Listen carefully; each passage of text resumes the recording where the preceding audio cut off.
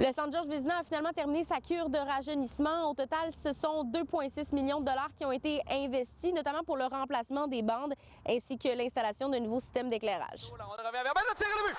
Emmanuel Vermette qui marque avec 16,43 à faire. On voit le but. Monsieur Proulx, c'est pas du neuf, mais ça fait du bien. Expliquez-moi concrètement, c'est quoi ces changements-là? Au niveau des ventes, c'est vraiment important pour la sécurité des joueurs. On est passé là, de 28 lumières au mercure qui prenaient 13 minutes à allumer à 70 lumières au LED. Est-ce que ça change beaucoup la vie des joueurs, du public, du personnel? Concrètement, ça change la vie de qui, ces rénovations-là? C'est énorme, premièrement pour les joueurs au niveau de la sécurité, parce qu'il y a eu beaucoup de joueurs blessés dans les dernières années parce que la bande n'avait pas flexible, donc l'impact était très, très solide. Maintenant, la luminosité, bien, ça, c'est quand même important de pouvoir améliorer l'expérience client, que les gens puissent avoir vraiment des effets, puissent voir des présentations qui sont plus dignes de ce nom. On a investi 200 000 supplémentaires pour un système de lumière qui est vraiment dernier cri. C'est un système de lumière qui est plus nouveau du début de l'année 2025.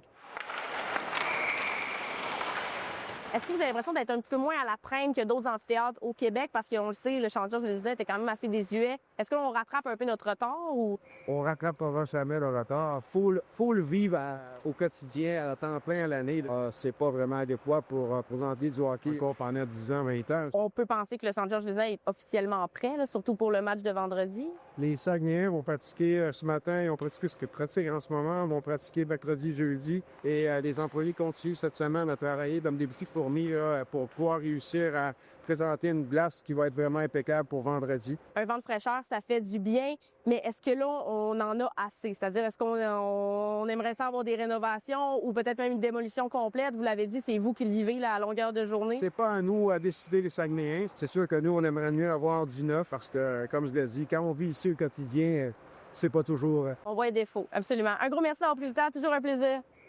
Le Centre Georges Vézina est donc fin prêt pour ce vendredi. Les Saguenayens de Chicoutimi disputeront leur premier match à domicile après 8 rencontres sur la route.